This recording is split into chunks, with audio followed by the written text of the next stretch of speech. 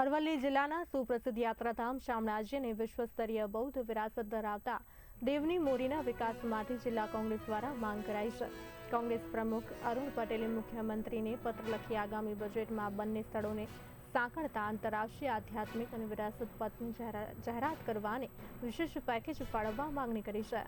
મુખ્યમંત્રીને પાઠવેલા પત્રમાં જણાવાયું છે કે શામળાજી એ વૈષ્ણવ સંપ્રદાયનું આસ્થા કેન્દ્ર છે, જ્યારે દેવની મોરી વિશ્વના કરોડો બૌદ્ધ ધર્મીઓ માટે શ્રદ્ધાનું સ્થાન છે। આ બંને સ્થળોને જોડીને એક કોમન ટુરિઝમ સર્કિટ બનાવવી જોઈએ। સૌથી મહત્વની માંગણી કરતા અરુણ પટેલે જણાવ્યું હતું કે દેવની મોરીના ઉત્ખનન દરમિયાન મળેલા ભગવાન બુદ્ધના પવિત્ર અસ્થિઓ વર્ષોથી વડોદરા મ્યુઝિયમમાં પડ્યા છે।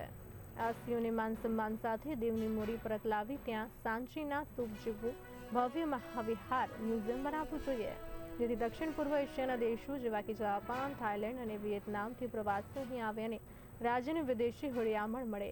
મેશ્વો નદી અને ડેમના કિનારે રિવરફ્રન્ટ વિકસાવવા, વોટર સ્પોર્ટ્સ અને ઇકો ટુરિઝમની તકો ઊભી કરવા માંગણી કરી છે।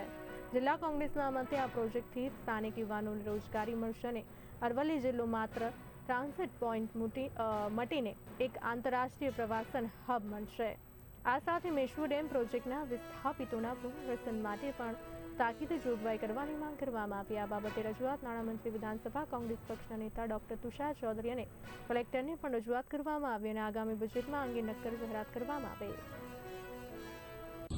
અરવલ્લી જિલ્લામાં સુપ્રસિદ્ધ યાત્રાધામ શામળાજી આવેલું છે, ત્યાં ટીપી સ્કીમ કે જે ડ્રાફ્ટ ટીપી એ પણ મંજૂર થતી નથી। મુસાફરો અને જે ત્યાં યાત્રિકો આવે છે એમને ટ્રાફિકની સમસ્યા ખૂબ મોટી છે। વિકાસ ધામ તરીકે જે વિકાસ કરવાની વાત હતી એ વિકાસ પણ થતું નથી। નજીકની અંદર જે દેવની મોરી આવેલું છે, જે બૌદ્ધ સ્થાપત્યની વાત છે, તો એને પણ પ્રવાસધામ તરીકે વિકાસ કરવો જોઈએ।